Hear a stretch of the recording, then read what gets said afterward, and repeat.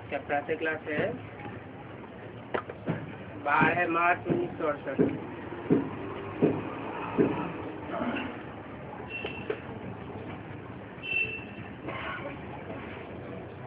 बेहद का बाप सभी बच्चों को समझाते हैं।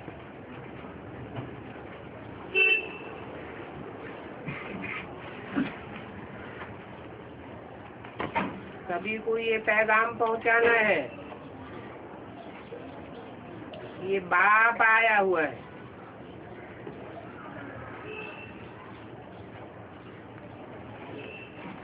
समझाने वाला कौन है? बेहद का बाप, रूहानी बाप, जिस्मानी बेहद के बाप में समाया हुआ है और सभी बच्चों को समझाते हैं।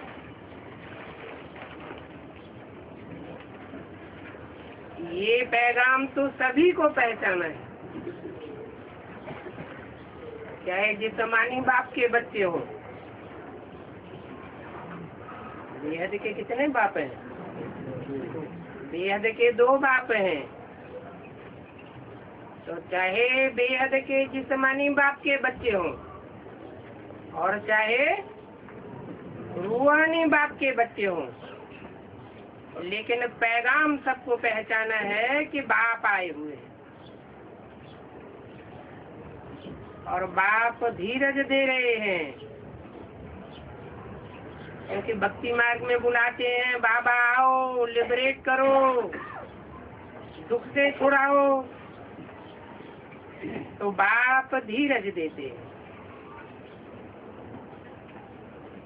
कहते हैं थोड़ा रोज है, ज्यादा टाइम नहीं है। कोई की बीमारी छूटने पर होती है तो कहते हैं अभी ठीक हो जाएंगे। बच्चे भी समझते हैं इस चीज़ी दुनिया में बाकी हम थोड़े रोज हैं, फिर हम नई दुनिया में जाएंगे। नई दुनिया में जाने के लिए हमको लायक बनना है। लायक बन जाएंगे फिर कोई भी रोग आदि तुमको नहीं सताएंगे।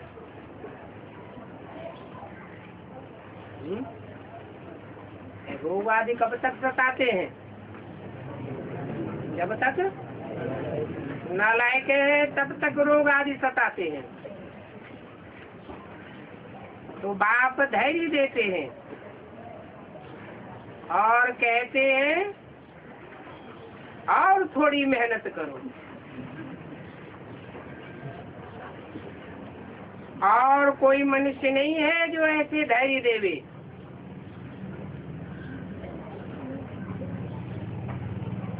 कहते हैं तुम सतो प्रधान थे, अभी तमो प्रधान हो गए हो। सारा झाड़ सभी मनुष्य तमो प्रधान है। अभी बाप आए हैं सतो प्रधान बनाने के लिए। सभी आत्माएं पवित्र बन जाएंगी। कोई तो योग बल से पवित्र बनेंगी,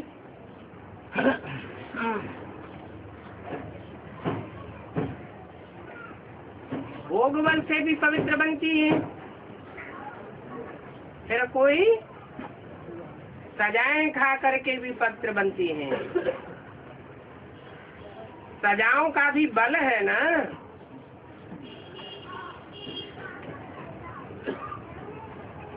सजाओं से जो पवित्र बनेंगे उनका पद कम हो जाएगा।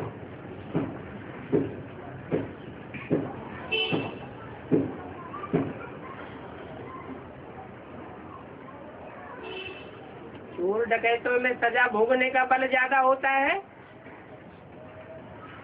या सच्चे साहूकार में बल भोगने का ज्यादा होता है? सजाओं का बल। चोर चकार होते हैं उनमें सजाओं को भोगने का बल जास्ती होता है, परंतु उनका पद नीचा हो जाता है। तुम बच्चों को तो श्रीमत मिलती रहती है, कदम कदम पर श्रीमत मिलती रहती है, मिलती रहती है। कदम कदम पर श्रीमत मिलती रहती है या कोई अड़चन आती है? मिलती रहती है, कोई अड़चन नहीं है। कंप्लेंट तो नहीं करते हमको फोन नहीं मिलता, ईमेल का जवाब नहीं मिलता, चिट्ठी का जवाब नहीं आता है? कोई की कंप्लेंट नहीं है? बॉम्बे में कोई कंप्लेंट नहीं। बॉम्बे हर हर बम बम के बच्चे हैं।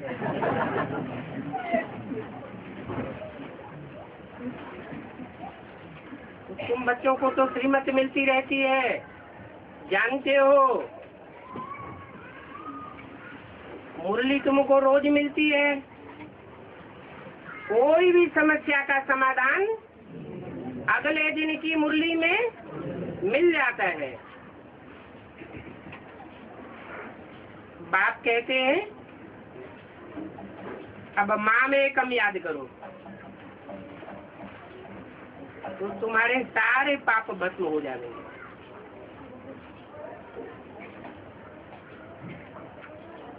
एकम का क्या मतलब है?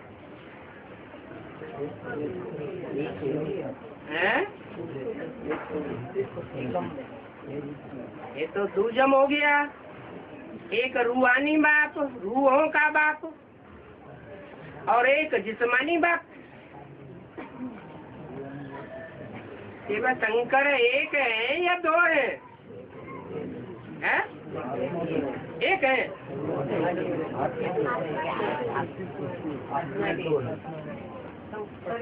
तो बोलते हैं माँ में कम याद करो। माँ माने मुझ, एकम माना एक को याद करो तो तुम्हारे पाप भस्म हो जाएंगे।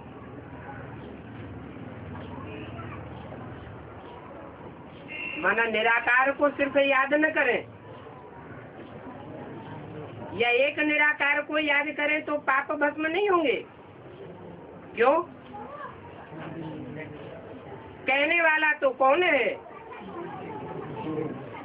सुप्रीम सोल ही तो कहने वाला है, जिस्मानी बाप तो कहने वाला नहीं है। कहता तो है सुप्रीम सोल,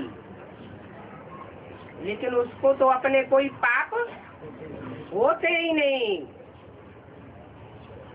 तो ऐसे को याद करने के लिए कहते हैं जिसको याद करने से तुम वैसे ही बन जाएंगे। तो पाप करने वाला होगा और उसमें निष्पाप सदा शिव प्रवेश करता है। दोनों के कॉम्बिनेशन की प्रवृत्ति मार्ग की याद करेंगे तो तुम्हारे पाप भस्म हो जाएंगे। अकेले होने से पाप बनते हैं या प्रवृत्ति में रहने से पाप बनते हैं? प्रवृत्ति में ही पाप बनते हैं। अगर माँ में कम याद नहीं करेंगे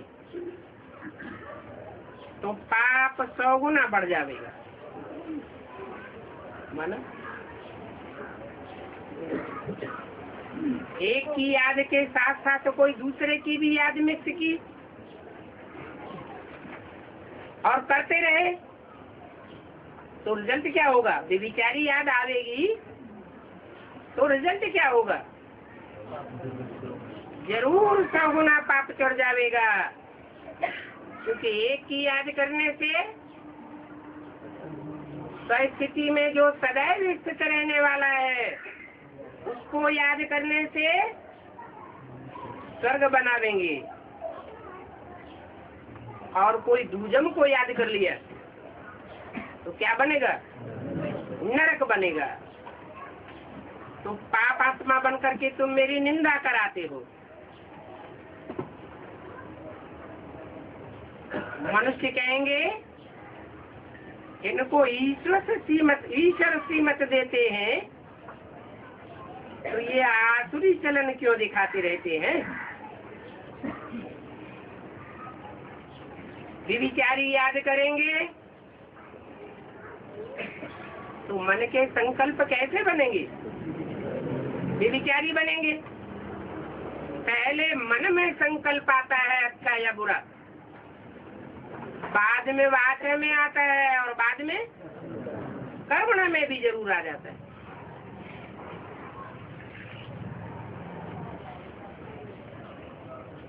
कभी लाचारी हालत भी होती है ना, बच्चे हार भी खा जाते हैं ना। अच्छे अच्छे बच्चे भी हार खाते हैं तो उनके पाप कटते ही नहीं है। किससे हार खाते हैं? माया बेविचारी है या बेविचारी? माया रावण तो बेविचारी है। बेविचारी क्या बनावेगा? उससे हार खावेंगे तो बेविचारी बनाता रहता है। पाप कटते नहीं है। फिर एक को भूलना पड़ता है। ये बहुत छीछी दुनिया है। इस छीछी दुनिया में सब कुछ होता रहता है। बाप को बुलाते ही है कि आकर के बाबा भविष्य नई दुनिया के लिए रास्ता बताओ।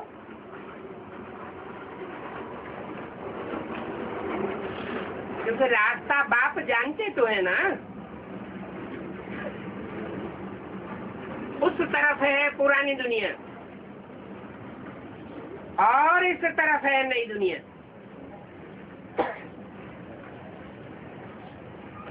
तुम सेना हो। कौन कौन सी सेनाएं प्रसिद्ध हैं? रावण की सेना, राम की सेना, पांडव सेना और कौरव सेना। असुरों की सेना, देवताओं की सेना। तुम भी सेना हो ना। अभी तुम पुरुषोत्तम बनने के लिए चल रहे हो।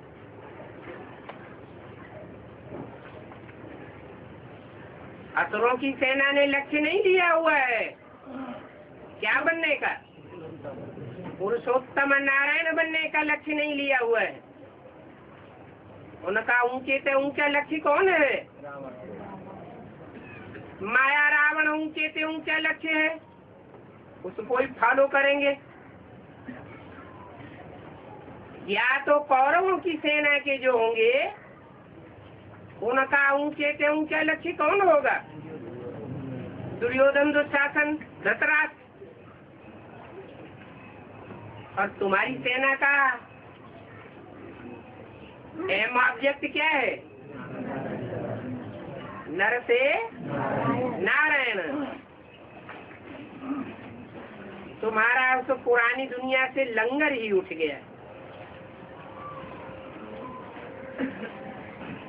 लंगर माना नाव जब चलना शुरू होती है तो उसका लंगर उठाए देते हैं। एक किनारे से लंगर उठाए करके दूसरे किनारे पर ले जाते हैं। तो कहाँ से लंगर उठ गया है? तो पुरानी दुनिया से तुम्हारा लंगर उठ गया है। अभी नाव विषय सागर में पड़ी हुई है, विषय वैतरणी नदी में पड़ी हुई है या क्षीर सागर में है? विषय सागर में नाव पड़ी हुई है लेकिन लंगर उठ गया है।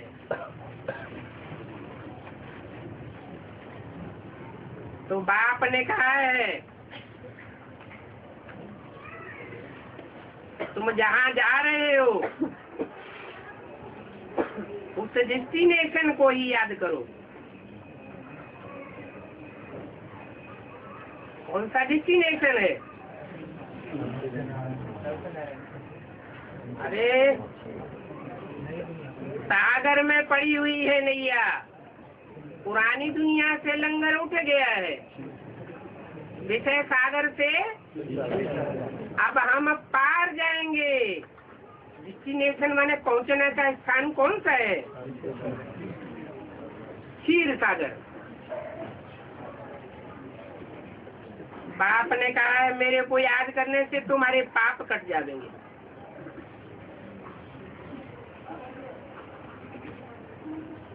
पाप कट जाएंगे तो उतर जाएंगे। दो ही तरीके हैं पाप कटने के, या तो योग बल से या तो सजाओं से। परंतु हरेक आत्मा प्योर तो जरूर बननी है।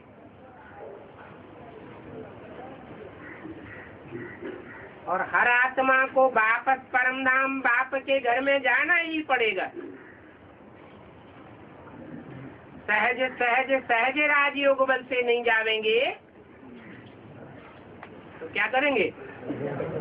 जोर जबरदस्ती खींच के ले जावेंगे। सजाओं का अनुभव होगा। पाठ तो सभी को अपना अपना मिला हुआ है। कोई को सहज सहज पाठ मिला हुआ है और कोई को हठ योगी का पाठ मिला हुआ है। बाप कहते हैं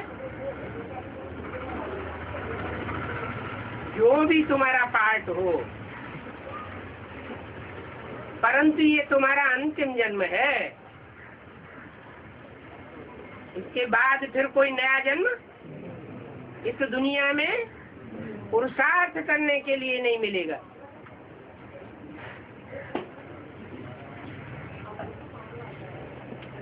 वो मनुष्य कहते हैं कलियुग अर्जुन अभी छोटा बच्चा है, गोया मनुष्य इससे भी जास्ती दुखी होने वाले हैं।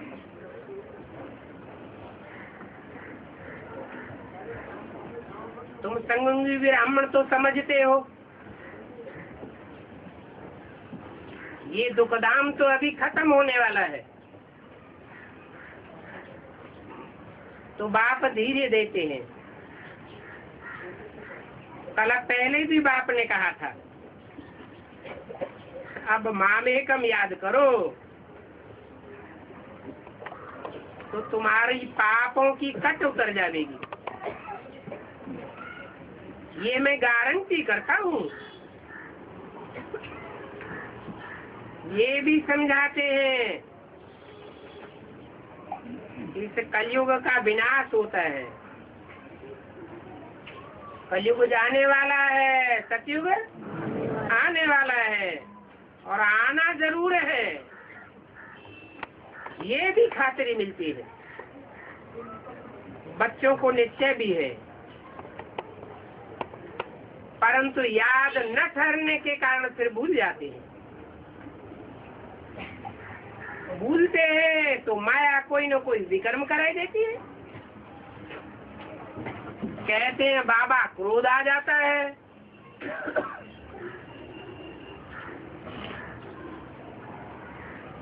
अब क्रोध को तो भूत कहा जाता है।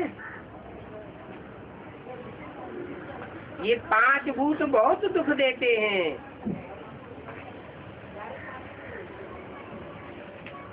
इस पुराने रावण राज्य में इस बेचारे भूत का भी हिसाब किताब चुकतू करना है। क्रोध भी क्या हो गया बेचारा।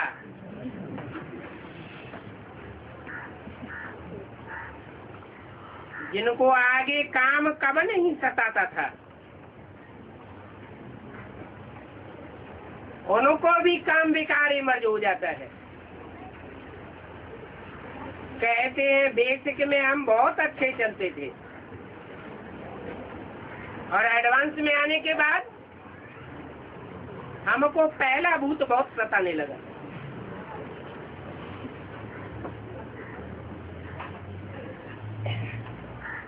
अरे बीमारी तो कभी भी इमर्ज हो सकती है, कहते हैं आगे तो कभी ऐसे विकल्प नहीं आते थे,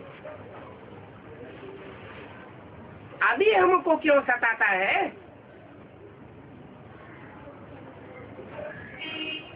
ये ज्ञान है ना। ज्ञान तो सारी बीमारियों को जड़ से खत्म करेगा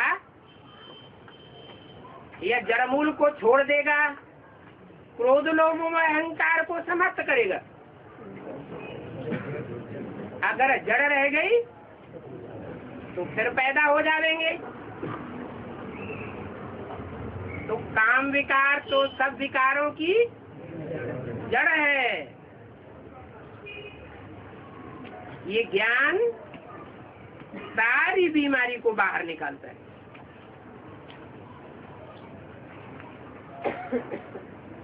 भक्ति सारी बीमारी को बाहर नहीं निकाल सकते।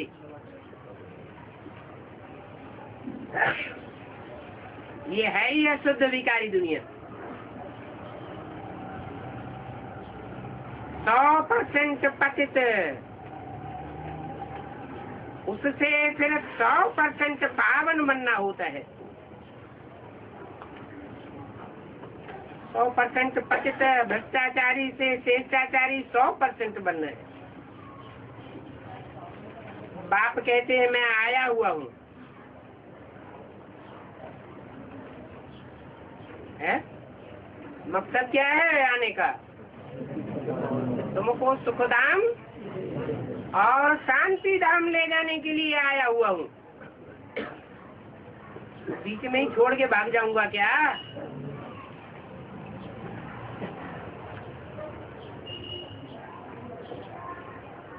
सिर्फ मुझे याद करो और चक्र को फिराओ और कोई विकल्प न करो। जो गुण इन देवताओं में है ऐसे गुण धारण करने हैं। बाबा कोई तकलीफ तो नहीं देते हैं।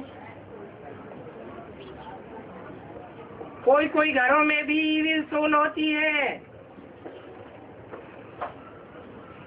तो आग लगाई देती है, पत्थर मारने लग पड़ते हैं, नुकसान कर देते हैं।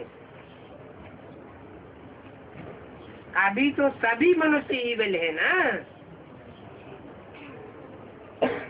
क्यों ऐसे क्यों हो रहा है? सभी में आग लगी, सभी में भूतों ने आग लगाई है। भूत कौन बनते हैं? जिनकी अकाले मौत होती है, जिनके पाप बहुत बढ़ जाते हैं, तो अपने शरीर से पाप का वजन ज्यादा न बढ़े तो उनको सूक्ष्म शरीर मिलता है।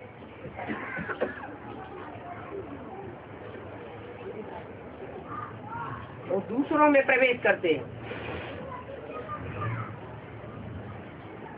जिनके तन के द्वारा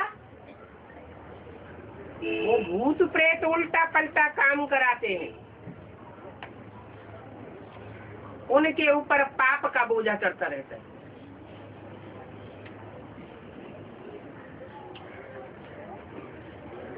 सवाल है कि इन इविल सोल की संख्या क्यों बढ़ती जा रही है, जो सबके अंदर भूत प्रवेश करते जा रहे हैं? क्या कारण है? अकाले मौत बढ़ती जा रही है। दुनिया में विनाश बरपा होगा। चाहे तृतीय विश्व युद्ध हो और चाहे चतुर्थ विश्व युद्ध हो, ढेर की ढेर अकाले मौत होंगी। तो ये आत्माएं कहाँ जाएंगी? है? जरूर प्रवेश करती रहती है। दुश्मनी होती है तो फिर स्थूल में भी कर्म भोग होता है। आत्मा एक को दुख देती है शरीर द्वारा।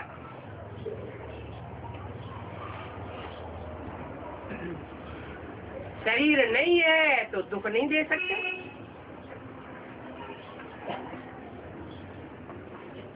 परंतु ईविल सोल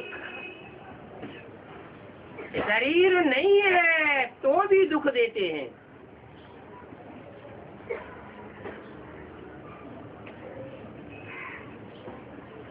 बच्चों ने देखा है, घोस्ट जिसको कहते हैं वो सफेद छाया माफिक देखने में आता है।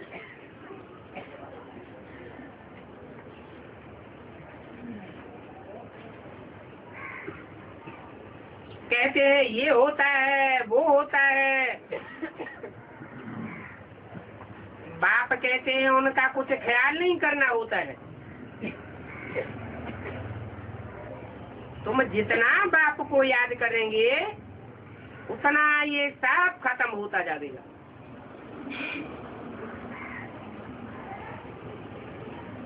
क्योंकि जो इविल सोल होती है वो कमजोर आत्माओं को तंग करती है, कमजोर आत्माओं में प्रवेश होती है, देह अभिमानियों में ही प्रवेश होती है, या जो पक्के आत्मा अभिमानी होंगे उनमें प्रवेश करेगी। जरूर कुछ न कुछ देह अभिमान होता है। पूर्व जन्मों का उन आत्माओं के साथ हिसाब किताब होता है, तब तंग करती है। तो तुम जितना बीज रूप बाप को याद करते रहेंगे उतना ये सब खत्म हो जाएगा। ये भी हिसाब किताब है ना। घर में बच्चियां कहती हैं हम पवित्र रहना चाहते हैं। आत्मा की अंदर से आवाज तो आती है कि हम पवित्र रहना चाहते हैं। और इविल सोल जिसमें ज्ञान ही नहीं है वो अपवित्र काम करवाती है, कहती है आप पवित्र बनो, फिर झगड़ा हो पड़ता है।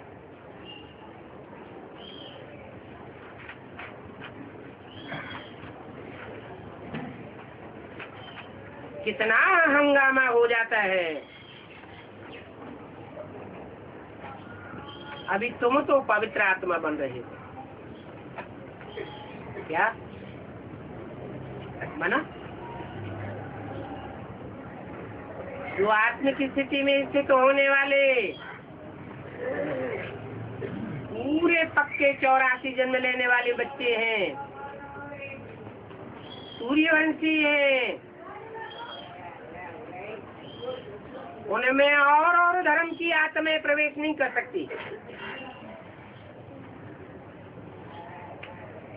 चंद्रवंशी ही प्रवेश करेंगे, परंतु वो भी दो प्रकार की आत्माएं होती है।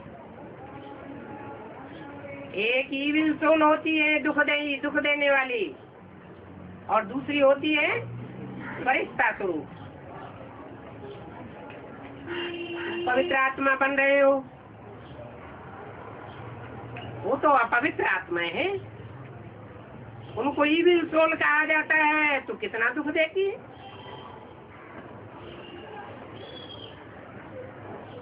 इतना दुख देती है कि मार मार के हड्डियां भी तोड़ देती है।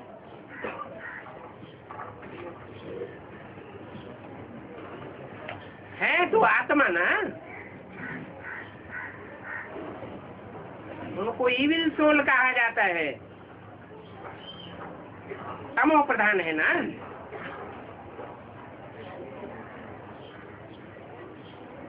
शरीर से भी दुख देती है, बिना शरीर भी दुख देती है।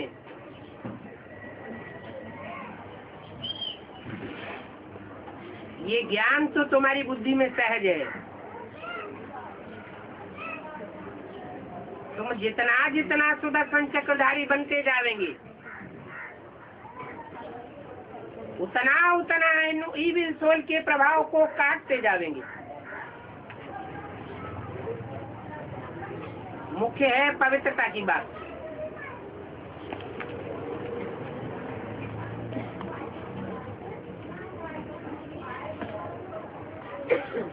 कन्याओं माताओं में भी जिन दिनों पवित्र दिनचर्या होती है उन दिनों उनका प्रभाव नहीं होता है। जब शरीर अस्वस्थ होता है,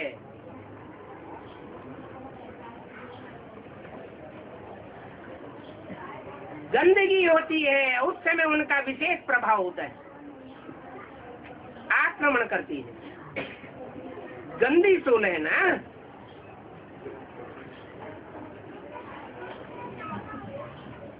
इसके लिए बाप को फिर बहुत याद करना है प्यार से। अपन को आत्मा समझ बाप को याद करो। रावण को ईविल कहेंगे। इस समय ये दुनिया ही ईविल है।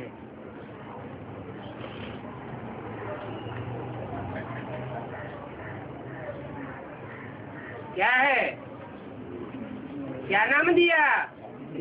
ईविल। ईव इल। ईव माना क्या? अरे एडम के साथ ईव का नाम लिया जाता है ना। ईव माना क्या है? एडम है सारी मनुष्य शक्ति का बाप और ईव है माता। वो माता ईव है। तत्व प्रदान होती है तो जगदम्बा का पाठ बजाती है और तमो प्रदान बनती है इल माना बीमार पड़ जाती है। आत्मा बीमार हो जाती है तो बुद्धि में ईविल संकल्प चलेंगे या श्रेष्ठ श्रीमत के अनुसार संकल्प चलेंगे। मन अगर बीमार होगा तो संकल्प कैसे चलेंगे? गलत संकल्प ही चलेंगे। ईविल एक दो से अनेक प्रकार के दुख पाते हैं और दुख देते हैं, परंतु सभी की दवाई एक ही है। बाप कहते हैं मन मना भव। क्या? माम एकम याद करो। मना कोई कहते हैं माँ बाप दोनों को याद करें तो क्या अंतर पड़ेगा? माँ बाप तो एक ही है ना। अरे आत्माएं दो हैं कि एक है? एक ही आत्मा है माँ बाप की। आत्माएं तो दो है। पुरुषार्थ भी एक प्रकार का होगा या दो प्रकार का होगा? पुरुषार्थ भी दो प्रकार का हो जाता है। ईविल आत्मा अनेक प्रकार के दुख उठाती है तो दुख देती भी है और ईविल पतित को कहा जाता है। क्या? पावन देवताओं को ईविल नहीं कहेंगे।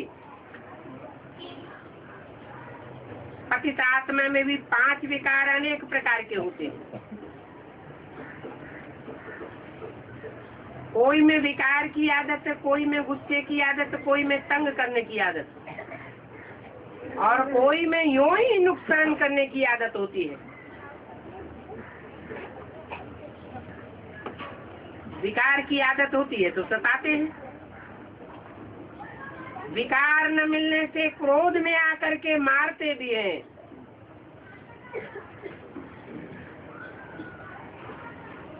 ये दुनिया ही ऐसी है। तो बाप आकर के धैर्य देते हैं, ये आत्माओं ये बच्चों, अभी धैर्य धरो, मुझे याद करते रहो। क्या बुद्धि का, मन का संबंध मेरे से जोड़ते रहो, क्योंकि विचारी दुनिया में डूबने की गलती किसने की है?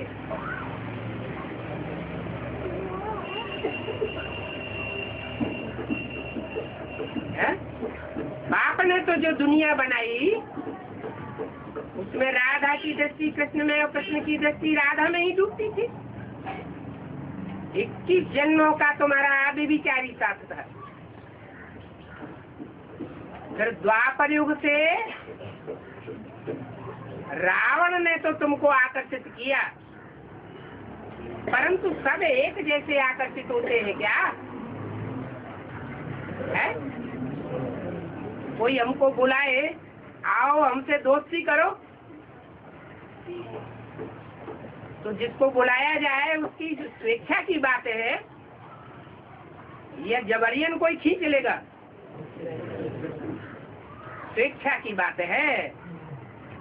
ये गलती तुम्हारी है जो तुम बाप को छोड़ करके अनेकों को याद किए। अभी एक बाप को याद करो, मुझे याद करते रहो और दैवी गुण धारण करते रहो। ऐसे भी नहीं कहते हैं कि तुम अपना धंधा आदि मत करो या रिश्वत न लो, है?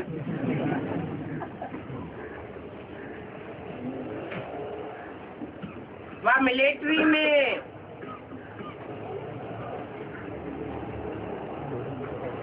किसी को मारो नहीं, पुलिस में हो तो किसी को मारो नहीं। मिलिट्री वालों को मारना तो पड़ता है ना, तो उन्हों को भी कहा जाता है कि शिव बाबा को याद करके गोली चलाओ। तुम्हारी तो है रूहानी मिलिट्री, कोई जिस्मानी मिलिट्री नहीं है। स्थूल हथियार है या बेहद के हथियार है? बेहद के हथियार है। तो तुम कौन सी गोली चलाओगे? तुम अगर मैं रूहानी मिलिट्री हो, मिलिट्री किसको कहा जाता है? रूहानी मिलिट्री में कौन गिना जाएगा? जिसको आर्डर मिले और तुरंत काम करे। मिलिट्री को आर्डर मिले और वो काम करना शुरू न करे तो क्या करते हैं? तो तुम रूहानी मिलिट्री हो, अपने दिल से पूछो, मिलिट्री वालों को मारना पड़ता है तो कहते हैं याद में रह करके गोली चलाओ। तुम्हारी तो ज्ञान की गोली है। कोई ढीठ होते हैं, सच्ची बात को नहीं मानते हैं, तो क्या करना पड़ता है? उनको धार से ज्ञान की गोली मार देनी पड़ती है, नहीं तो मानते नहीं है। गीता के अक्षरों को उठाए वो समझते हैं हम युद्ध के मैदान में मरेंगे तो हम स्वर्ग में जाएंगे, इसलिए लड़ाई में खुशी खुशी से जाते हैं। परंतु यहाँ तो वो बात ही नहीं है। क्या बात? हिंसक लड़ाई की यहाँ कोई बात नहीं है। आत्मा लड़ाई का संस्कार ले जाती है तो उनको फिर लड़ाई में ही आना है। अब वो लड़ाई चाहे जिस्मानी हो, जिन्होंने जन्म जन्मांतर जिस्मानी लड़ाई लड़ी है सच्चाई के लिए, उनमें संस्कार कौन से होंगे? है सचखंड की स्थापना के लिए लड़ाई जरूर करेंगे, मानेंगे नहीं। तुम्हारी भी रूहानी लड़ाई है। तो ऐसे लड़ाई लड़ने वाले संस्कार वालों को लड़ाई में जरूर आना पड़े। जो लड़ाई करते हैं उनको फिर बाद में क्या मिलती है? राजाई मिलती है। हिंसक लड़ाई की बात नहीं बताते हैं यहाँ। ये है रूहानी लड़ाई। वहाँ तो एक जन्म के लिए राजाई मिलती है। लड़ाई लड़ते हैं, राजाई भोगते हैं, फिर खला। और यहाँ तो श्रीमत पर अगर लड़ाई लड़ते हैं तो 21 जन्म की बादशाही मिल सकती है। उस लड़ाई लड़ने वालों में कोई स्वर्ग में तो जाते ही नहीं है। जाते हैं क्या? है? स्वर्ग की दुनिया ही नहीं है तो जाएंगे कैसे? अभी बाप कहते हैं तुम स्वर्ग में जा सकते हो। सिर्फ शिव बाबा को याद करो। एक ही शिव बाबा को याद करना है, ये शर्त है। तो तुम स्वर्ग में जरूर जाएंगे। परंतु स्वर्ग में जाने के बाद, अनेक जन्म सुख भोगने के बाद फिर इस दुनिया में जरूर आएंगे। फिर भी बाप रहम दिल तो है ना। समझाते हैं कोई विकर्म न करो तो तुम विकर्मा जीते बनेंगे। ये लक्ष्मी नारायण विकर्मा जीते हैं ना, फिर रावण राज्य में विकर्मी राजा बन जाते। विक्रम संवत होता है ना। मनुष्यों को तो कुछ भी पता नहीं है। तुम बच्चे अभी जानते हो ये लक्ष्मी नारायण विकर्मा जीत आ जाते। कहते हैं विकर्मा जीत नंबर 1। फिर 2500 वर्ष के बाद विक्रम संवत शुरू होता है। सतयुग के मोहजीत राजा की भी कहानी है ना। कौन सा राजा है? सत्य हरिश्चंद्र की कहानी है ना। बाप कहते हैं अभी सत्य हरिश्चंद्र मिसल नष्टो मोहा बनो। बाप बाप नहीं, पत्नी पत्नी नहीं, बच्चा बच्चा नहीं। पूरी परीक्षा होगी। तो माँ में कम याद करो तो लगाव टूट जाएंगे, पाप कट जाएंगे। जो 2500 वर्ष पाप हुए हैं वो 50 वर्ष में तुम भस्म करके सतो प्रधान बन सकते हो।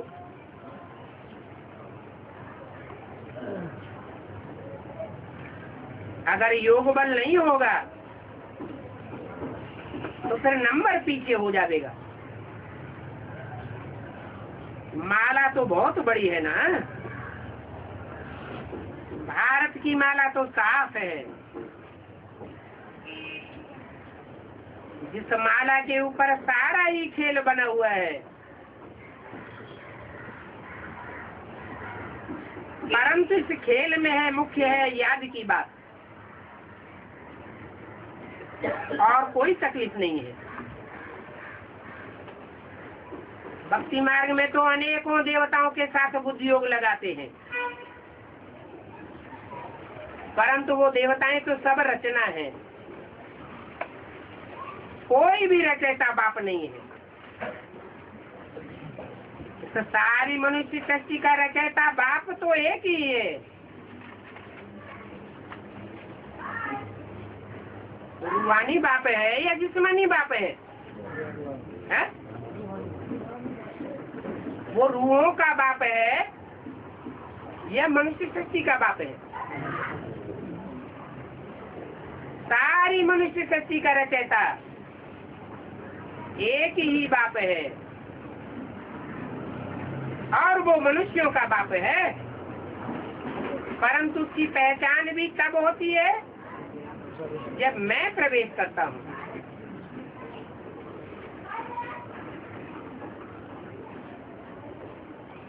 तो बाप कहते हैं माँ में एकम याद करो। जैसे भक्ति मार्ग में पहले तुम सिर्फ मेरी भक्ति करते थे, अभी पिछाड़ी में तुम मुझे याद करो। क्या भक्ति मार्ग के आदि में भी तुम किसको याद करते थे? एक को या अनेकों को? भक्ति मार्ग के आदि में तुम्हारी भक्ति भी सतो प्रधान थी, तो तुम अभी विचारी भक्त थे, एक को याद करते थे। अभी तमो प्रधान बने हो।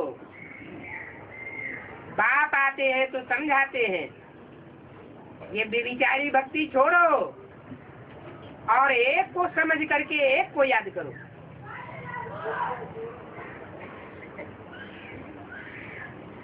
तो तुम जो आज में तो अंत की स्टेज में पहुंच जावेंगे, माने द्वापर के आज की स्टेज में पहुंच जावेंगे।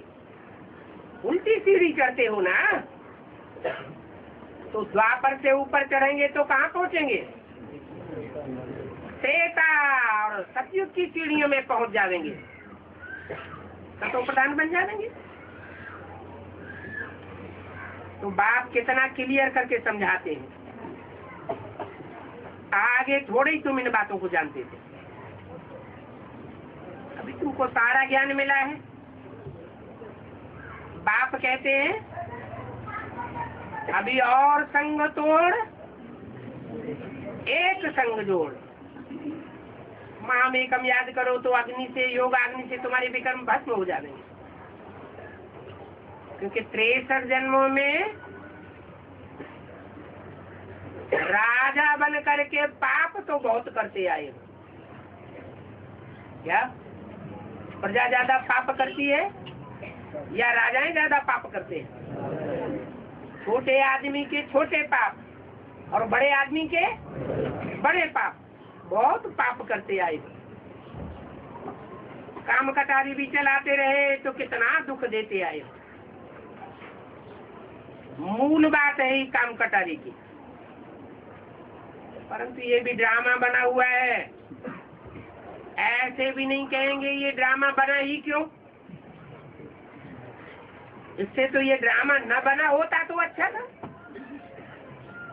अरे ये तो अनादि रचा रचाया खेल है, इसमें ये प्रश्न नहीं हो सकता। और इस खेल में तुम्हारा अकेले का पार्ट थोड़े ही है कि सिर्फ जन्म मरण के चक्र में आने वाली आत्माओं का ही पार्ट है। इसमें मेरा भी पार्ट है। मैं भी ड्रामा के बंधन में बांधा हुआ हूँ। ये ड्रामा कब बना, कब पूरा होगा, क्यों बना, इन प्रश्नों का सवाल ही पैदा नहीं होता। आत्मा की जो प्लेट है वो अविनाशी प्लेट है, ये कब घिसती नहीं है। इसमें पार्ट अविनाशी भरा हुआ है और ड्रामा भी अविनाशी कहा जाता है। हाँ, तुम बच्चे पुनर्जन्म में आते हो और मैं पुनर्जन्म में नहीं आता हूँ। तो जो पुनर्जन्म में नहीं आते हैं वो ही आकर के सारा राज बताते हैं। जैसे कि आज मध्यंत का राज और कोई बता ही नहीं सकता। न बाप का ऑक्यूपेशन कोई बता सकता है, न आत्मा का ऑक्यूपेशन कोई बता सकता है। कुछ भी नहीं जानते। ये सृष्टि का चक्र तो फिरता ही रहता है। अभी पुरुषोत्तम संगम युग है, जब सभी मनुष्य मात्र उत्तम पुरुष बन जाते हैं।